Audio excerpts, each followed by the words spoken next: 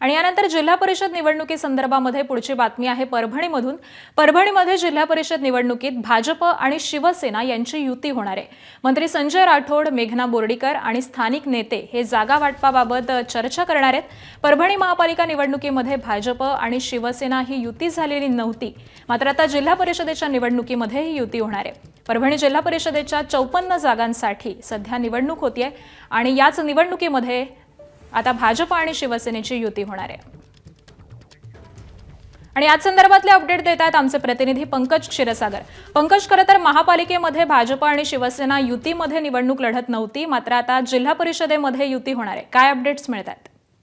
आपण जर बघितलं तर परभणी महानगरपालिकेची नुकतीच निवडणूक झालेली आहे आणि या निवडणुकीमध्ये ऐन वेळेला भाजप आणि शिवसेनेची युती तुटली होती, ज्यामुळे भाजपला 12 जागा मिळाल्या आणि शिंदे सेनेला एकही जागा जिंकता आली नाही। याचाच फटका बसल्याचं वरिष्ठ नेत्यांमध्ये ही चर्चा झाली आणि त्यानंतर आता सुरक्षित पाऊल उचलले जाते दोन्ही पक्षाकडून। परभणी जिल्हा परिषदेसाठी जी निवडणूक होते त्या अनुषंगाने आज शिवसेनेचे मंत्री संजय राठोड असतील, भाजपच्या मंत्री मेघना बोर्डीकर असतील आणि दोन्ही पक्षाचे स्थानिक नेते जे आहेत ते आज एकत्र बसणार आहेत आणि युती करणार हे तर निश्चित झालेलंच आहे दोन्ही पक्षामध्ये।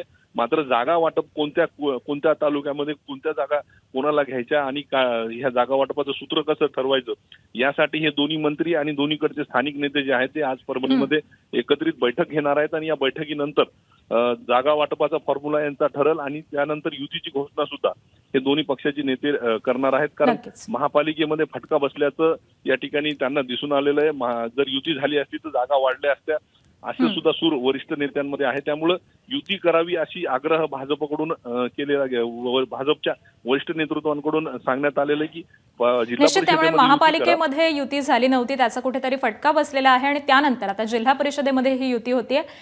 त्यामुळे नेमकं काय घडतं हे पाहणं महत्त्वाचं असणार आहे। धन्यवाद पंकज या सविस्तर माहिती। एबीपी माझा, उघडा डोळे बघा नीट।